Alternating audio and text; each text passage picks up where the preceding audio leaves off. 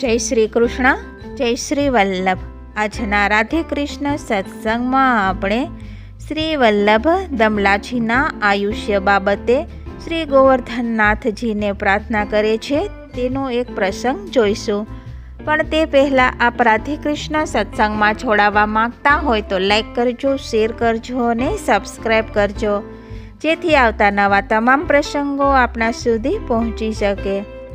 શ્રી વલ્લભે સ્વયં શ્રીનાથજીને વિનંતી કરી હતી કે હે બાવા, આપને એટલી વિનંતી કરું છું કે મારા લીલા પ્રવેશ પહેલાં દમલાજીનું મૃત્યુ ન થાય. એનું મુખ્ય કારણ શ્રી વલ્લભે પૃષ્ટિ માર્ગનો સિદ્ધાંત રહસ્ય ગ્રંથ, કે જે ગ્રંથમાં શ્રી વલ્લભની જે ચિંતા દૈવી જીવો માટે હતી તે દૂર કરવા શ્રાવણ સુદ એકાદશીએ ઠકરાણી ઘાટ પાસે મધ્યરાત્રિએ પ્રભુએ પ્રગટ થઈને શ્રી વલ્લભને દૈવી જીવો જે શરણે આવે તેમને બ્રહ્મ સંબંધ આપવાની આજ્ઞા કરી હતી. તેના એકમાત્ર સાક્ષી દમલાજી હતા. તે ગ્રંથ આપે દમલાજીના હૃદયમાં સ્થાપ્યો હતો. વળી શ્રી વલ્લભ આપ જાણતા હતા કે અમારા આત્મજ શ્રી ગુસાઈજી પૃષ્ટિ માર્ગના જીવોને અંગીકાર કરશે અને માર્ગની પરંપરાને સુંદર રીતે નિર્વાહ કરશે. પરંતુ આપની તથા આત્મજ શ્રી ગુસાઈજીની વચ્ચે વયનું અંતર અધિક રહેવાનું હોય આપના તથા શ્રી ગુસાઈજીના સેતુરૂપ દમલાજીનું વરણ આપે કર્યું છે. સાથે સાથે આ માર્ગમાં જેમ શ્રી વલ્લભ કુળના પ્રતિનિધિ આપ શ્રી વલ્લભ છે, તેમ વૈષ્ણવોના પ્રતિનિધિ આપે દમલાજીને કર્યા છે.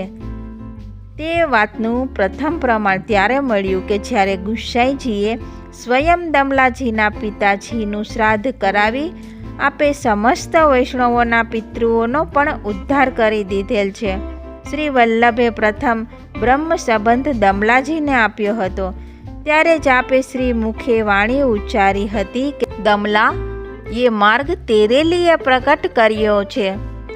વળી બીજું પ્રમાણ એ છે કે જ્યારે એક વખત શ્રી ગિરિરાજજીની તળેટીમાં શ્રી વલ્લભ દમલાજીની ગોદીમાં મસ્તક ધરીને પોઢ્યા હતા, ત્યારે જ લીલાવપુ શ્રીનાથજી બાવા શ્રી ગિરિરાજજી ઉપરના મંદિરમાંથી ભક્તોના ધારક રૂપે પ્રગટ થઈ આપ નીચે તળેટીમાં શ્રી વલ્લભની પાસે આવી રહ્યા હતા. ત્યારે આપના ચરણોમાં નુપુરના ઝુમઝુમ અવાજ સાથે ડગલા માંડતા જ્યાં શ્રી વલ્લભ પોઢેલા ત્યાંથી થોડે દૂર સુધી તો પધાર્યા.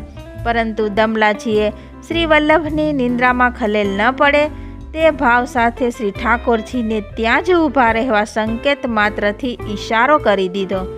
તેથી પ્રભુ પણ ચૂપચાપ ક્યાંય સુધી ત્યાં જ ઠાડા રહ્યા. પરંતુ જેવા શ્રી વલ્લભ જાગ્યા કે આપે પ્રભુને દૂર ઊભેલા જોયા, તેથી અતિ દીન થઈને કહે કે હે પ્રભુ, આમ દૂર કેમ ઠાડા છો? ત્યારે પ્રભુ કહે છે કે આ તમારા સેવકે અમને કહ્યું. તેથી ત્યારે શ્રી વલ્લભે દમલાજીને 10 જન્મના અંતરાય પછી જ લીલા પ્રવેશ થાય તેવો શ્રાપ આપ્યો. ત્યારે પ્રભુએ શ્રી વલ્લભને ટોક્યા કે એમાં એનો શું વાંક હતો? એણે તો એનો સેવક ધર્મ બજાવ્યો છે. પરંતુ શ્રી વલ્લભે તથા શ્રીનાથજીને આ જે કંઈ લીલા કરી તેની પાછળ પણ ભવિષ્યની દૈવી સૃષ્ટિના કલ્યાણની ભાવના છુપાયેલી છે.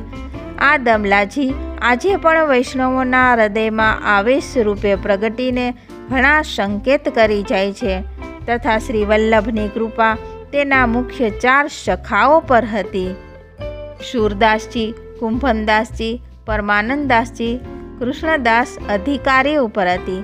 તેમાંથી કૃષ્ણદાસ અધિકારી સિવાય અન્ય 3 સખાઓએ શ્રી વલ્લભની કૃપાથી સુંદર અને સ્વસ્થ આયુષ્ય ભોગવ્યું.